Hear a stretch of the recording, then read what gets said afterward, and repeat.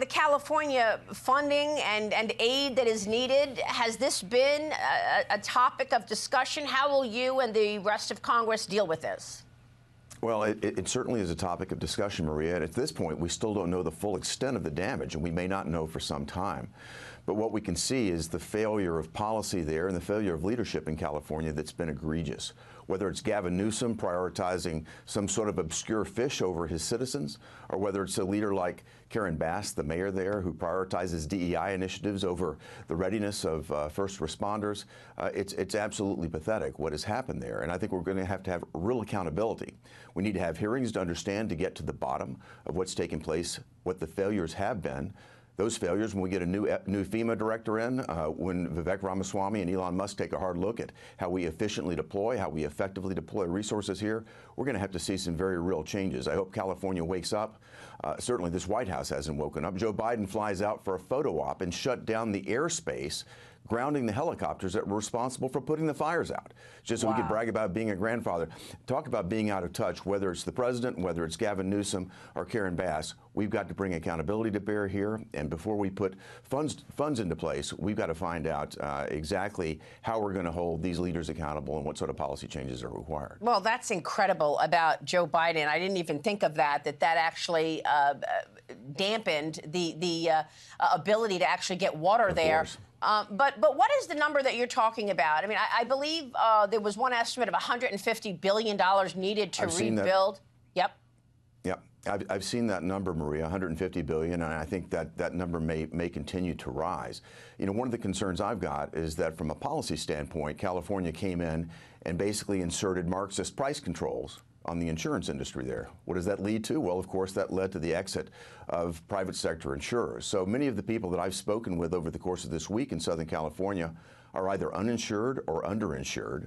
This pain is going to be felt by the taxpayers, by the ratepayers there for some time to come. And if you think about the time to rebuild, given the heat that has been rolling through these neighborhoods, the intensity of the fires, the destruction. I talked to an insurance executive early this morning that told me about the contamination of the soil that's going to have to be remediated. And if you're in the Palisades, you have to deal with the Coastal Commission. Permitting there will take years. This is going to be devastating. It will take a very long time to rebuild. Significant policy changes are going to be required here. You just heard what we were talking about with regard to the agenda and getting all that you want done. Are you poised to do it in one bill? Do you think the timing that Mike Johnson is talking about is realistic to have something on President Trump's desk by Memorial Day? Maria, when I saw that interview between you and Mike last week, I was very pleased to see the pace of play that he's got in mind. We need to be moving expeditiously. When the Senate met with President Trump this week, there was a very unifying meeting there. We talked about the various strategies to get there. The main point is we need the entirety of this agenda implemented as quickly as possible. We need to get our border repaired. We need to get back into the energy business. We need to extend the tax cuts so that we don't see the most massive tax hike in history.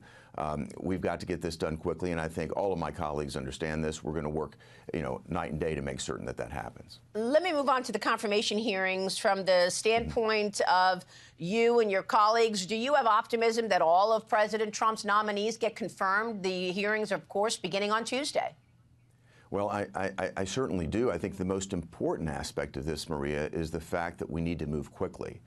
And if my colleagues don't grasp the gravity of this, just look at the crises happening in California right now. Look at what's happening around the globe from a national security standpoint. Our border is still collapsed. We have very urgent crises that have to be dealt with. President Trump needs his cabinet in place right now. So my greatest concern is that the Democrats don't use procedural opportunities to slow us down. We need to be moving quickly. Every one of these cabinet nominees needs to get a fair hearing, and we need to get them in place as quickly as possible so President Trump can move out. You've seen President Trump make many, many steps already to be ready to go and hit the ground on January the 20th running, and we need to have his cabinet in place to support all of that. And he's talking about 100 executive orders. Is that right?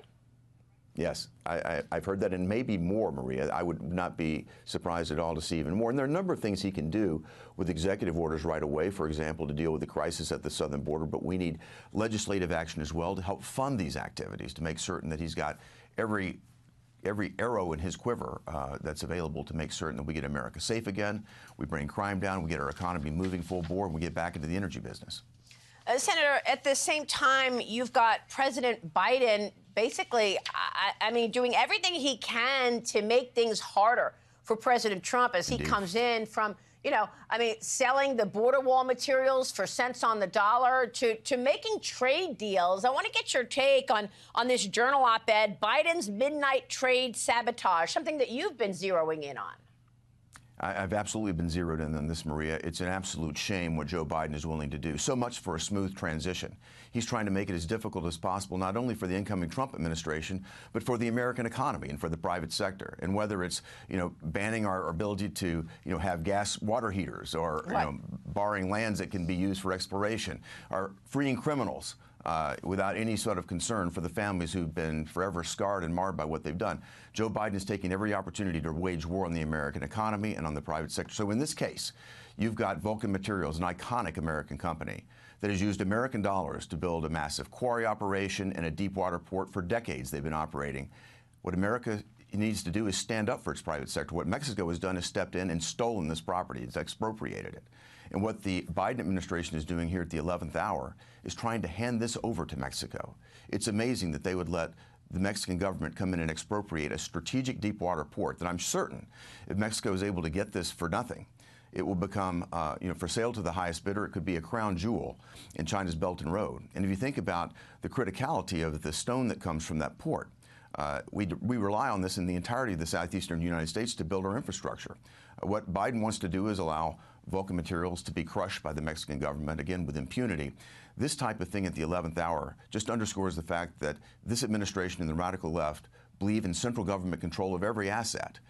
They're happy to surrender our sovereignty, to surrender the rights of the U.S. private sector in order to see central control, even if it's in the hands of an unfriendly government like Mexico that has allowed fentanyl to cross the border, has allowed criminals to come into our country, that has allowed the mass, influx of 10 million, 15 million or more to completely invade our country during the Biden administration. They're going to reward the Mexican government for this. I'm going to spend every moment I can this next week to try to stop them in the 11th hour so this does not happen in America. That is incredible. We'll be watching your work on that.